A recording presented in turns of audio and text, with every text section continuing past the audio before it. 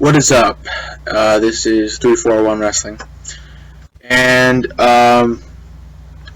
this video is going to be a Raw review video.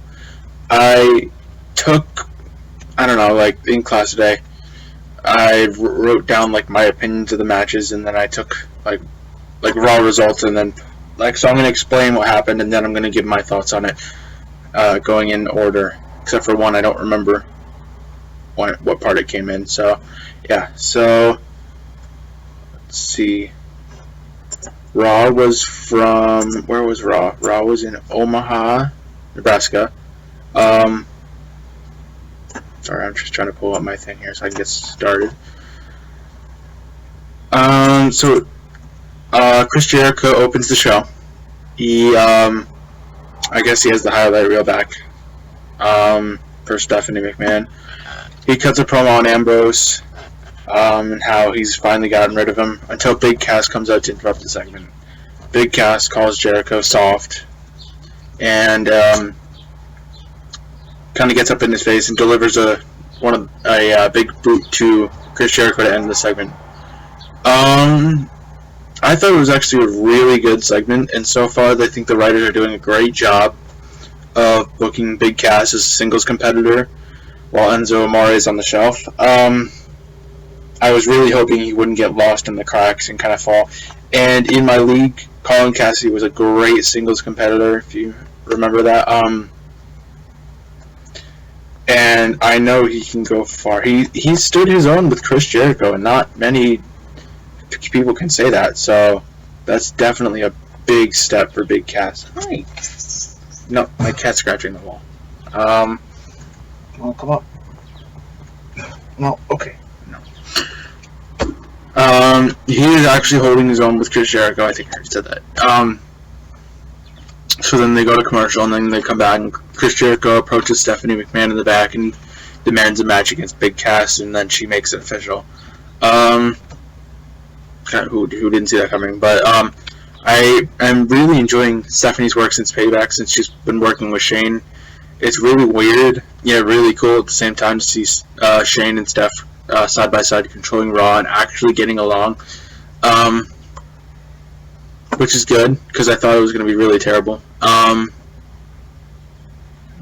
I don't know, just like sibling rivalry, and it may still be like that by the end of the show. But let's see. I was really hoping that one of my predictions would be right, is that Vince gives Stephanie control of one brand, Shane control the other brand, and that starts the brand split again, and that would be really cool.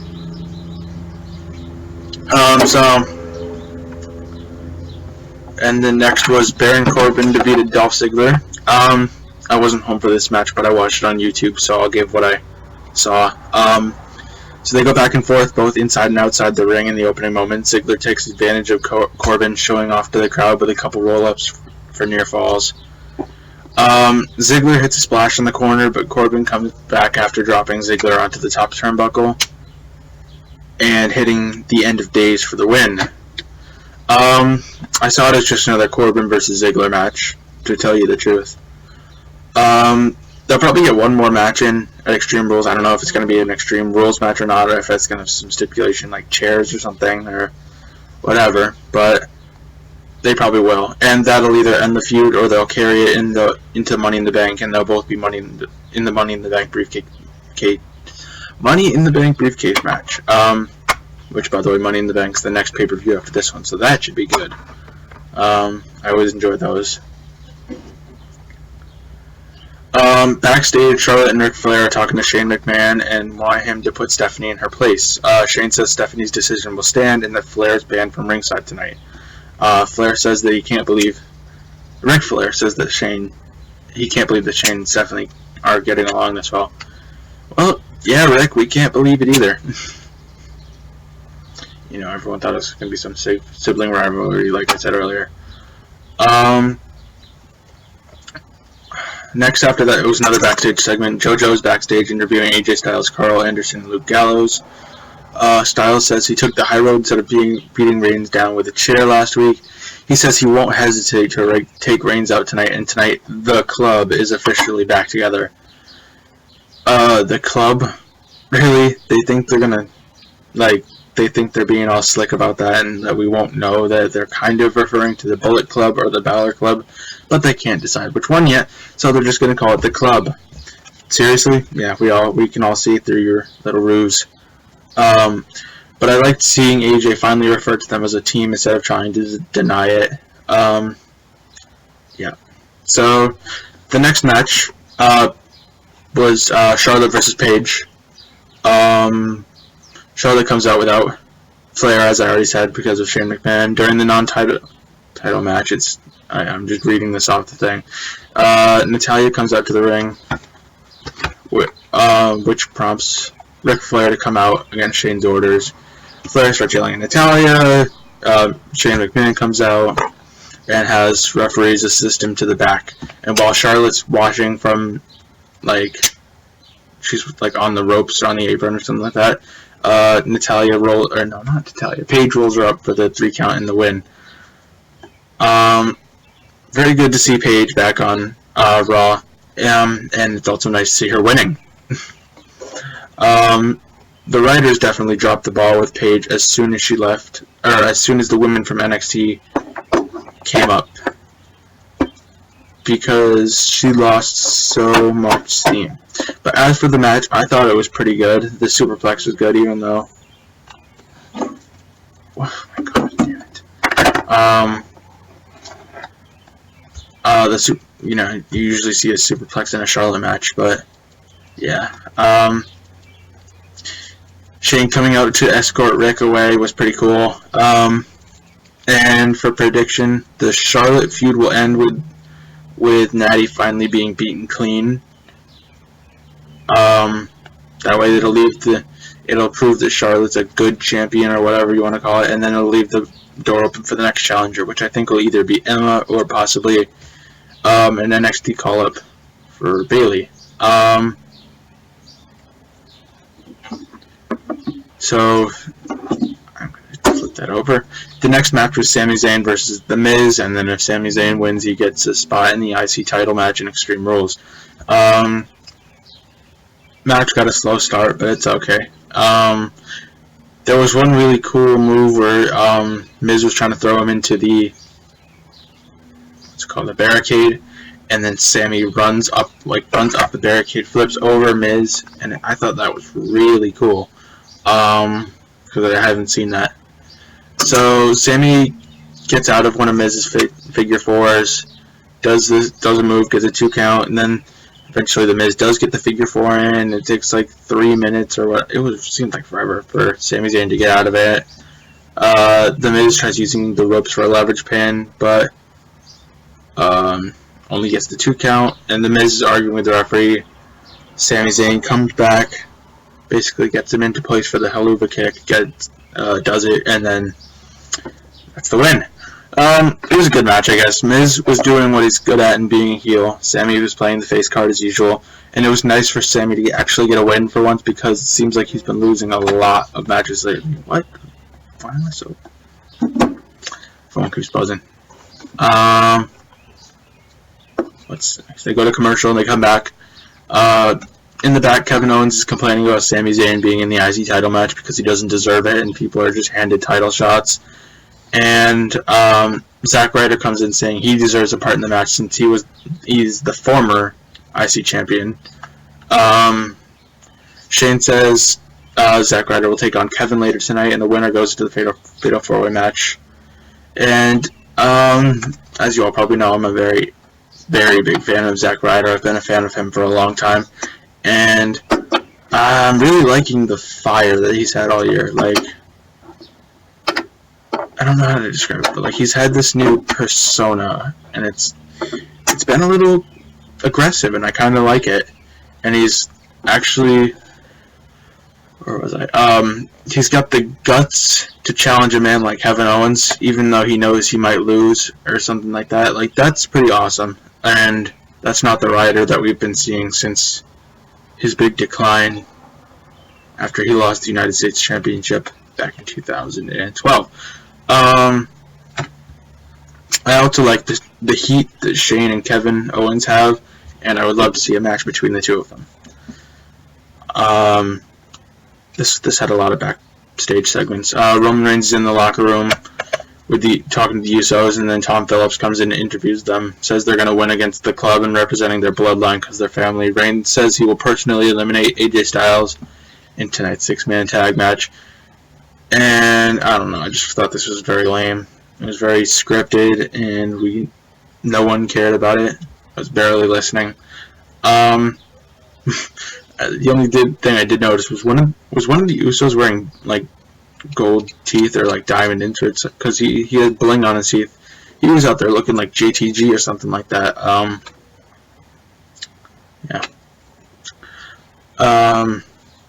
And then it goes to Renee Young, who's interviewing Becky Lynch. Becky Lynch says that the eye injury at Mania was an accident, but what Emma did last week was intentional, about breaking the eyes.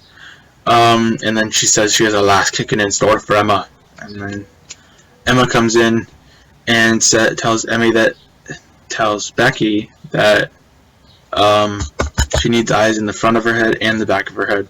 And then Dana Brooke blindsides her from behind, and they both assault Becky and then walk away. Can't remember. I think one of them was doing the loser L, that. And Dana Brooke, that's an interesting NXT call-up for sure.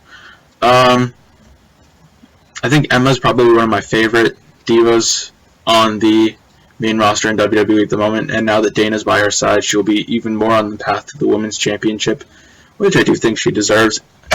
I'm glad that all this heat is blown off Emma, and I'm glad she's getting pushed, because I was worried she wouldn't after the whole incident at the Walmart in Hartford, where, if you don't know about that, it was in 2014. She accidentally stole a phone case because it fell into her bag or something like that. I don't remember, but yeah. So next up, Sin Cara versus Rusev.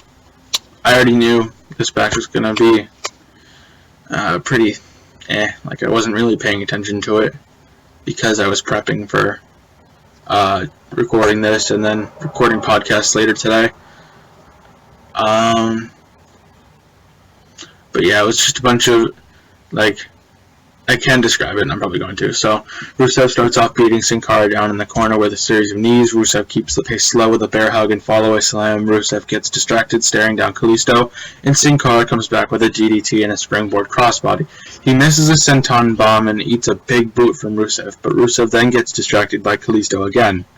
Lana distracts the referee, and Kalisto hits a kick on Rusev, allowing Sin Cara to roll him up for the 1-2-3, which makes Rusev look very, not very good in my opinion. But, the Lucha Dragons retreat up the ramp to celebrate, and Rusev throws a temper tantrum and throws the steel steps. It probably won't happen, because they're pushing Kalisto hard for no reason right now, but I would like to see Rusev win the US title.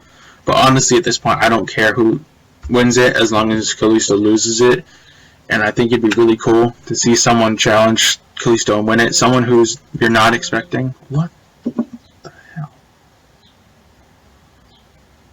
Okay. Sorry about that. So someone like Stardust or Fandango or Breeze to just come out of nowhere, challenge Kalisto, and then win the title would be actually pretty cool. And who knows what Stardust could do with the title, or Fandango or Breeze. That'd be very interesting. It could be better, it could be worse than Kalisto's reign, but it'd definitely be interesting to find out. Next was the 6-man tag. I'm not going to describe it because it was very long, but it was basically Gallows and Anderson eliminate the Usos first. So it's 3-on-1 with Roman, and then Roman, of course, has to bury Gallows and Anderson, so that it's 1-on-1 with Styles and Roman, and then that leads to a DQ when Carl hits Roman with a chair, and then Usos take out Anderson and Gallows, and then it just leaves Roman and AJ Styles in the ring fighting over who hits each other with the chair, because neither of them, they both wanted to seem like they didn't need the chair to win the match or something. So I'm not a fan of how Gallows and Anderson have been booked since their debut. They have terrible theme music. Some people will disagree with me on that, but I stand firm. I hate their theme song. And they're not dominating. Usually, if you debut, you dominate for a couple months before you start losing. These guys just went right into, like, just jobbing to the Usos. And Roman Reigns. They're jobbing to Roman Reigns already. And as for the Usos, I wouldn't even be mad if they retired or got injured and put on the shelf, because I'm kind of tired of them. You know, they've been around since my first Raw in 2010 that I went to live. You know, so I don't know. And they don't change. And if they change, it's not any better. It's not like, ooh, you changed the design on your shirt. Ooh, you changed your shorts from yellow to bright green. Who cares? Yeah, so I'm tired of them. Unless they do something to change, I don't know. I don't want them winning the tag titles for a long time, because they've done their reign as tag team champs. Let someone else have it. Kevin Owens versus Zack Ryder. Ryder actually, like, put in a lot of good shots for the entirety of the match. He scores a couple near falls, and then he slips out of the way when Owens goes for the cannonball. Ryder smashes him with a forearm shot at ringside and then kicks him in the face. Back in the ring, Ryder hits the elbow off the top, gets the 2 count. And then he goes for the Rough Rider and then misses that, gets countered, and then Owens just does the pop-up powerbomb and gets the 3, like, out of nowhere, so that's kind of stupid. And then Owens and Michael, I don't know why that's even in there, but Owens gets in Michael Cole's face after the match. Just like last week in the Battle Royal, Zack puts in all the work, and then the heel beats him just after a couple shots. Zack was on fire for the entire match, and I really liked it. I hope he goes far and wins another title very soon. Even if it's like a tag title with Mojo Rawley, like, I really do. Just give him a title, you know? And don't take it away in 24 hours. Poor booking by WWE. Who said that? I don't know. I think I did. But, yeah. Dudley Boys versus New Day. I'm just going to say I wasn't really paying attention, but I'm sure it was just another Dudleys versus New Day match. Vaudevillains put in some good heel work. So before the match, New Day rocks, they all clap, and then Dudleys come out. Dudleys control things early, but Big E gets the tag and clears the ring. Kofi and Big E work on Devon in the corner, but the Vaudevillains attack Xavier, so Devon capitalizes on the distraction, and what does he do? He hits Kofi with a clothesline for the 3 count. Ooh, clothesline. Vaudevillains beat down New Day after the match. So, basically that. For the main event, Chris Jericho versus Big Cass, it never happened. During Jericho's entrance, the lights went out. Dean Ambrose beats down Chris Jericho, puts on his jacket in the dark, and finishes his entrance before the lights come on. Jericho screaming that it's a $15,000 jacket, so Ambrose rips it up, tears it to shreds. Jericho hits the ring, they fight. Jericho tries to grab the jacket and examine it, but he walks into Big Cass. Who keeps acting? Hey, it's annoying.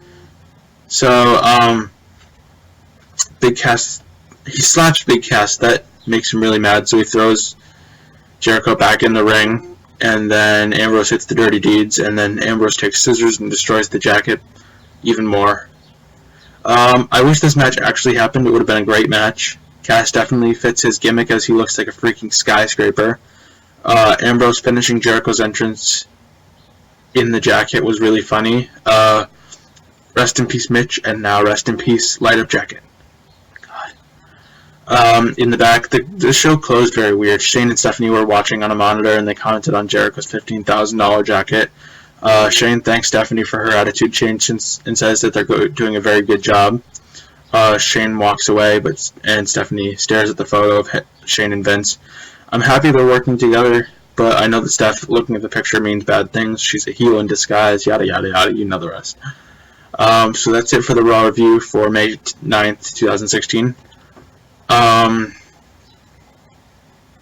Tune in for my next video. I don't know if I'm going to keep doing these because this took 20 minutes. And you all probably watch Raw, and you're probably not even watching this, but we'll see how it goes, and maybe I will do another one. So for now, this is 341 Wrestling signing off, and I will see you guys later. Peace.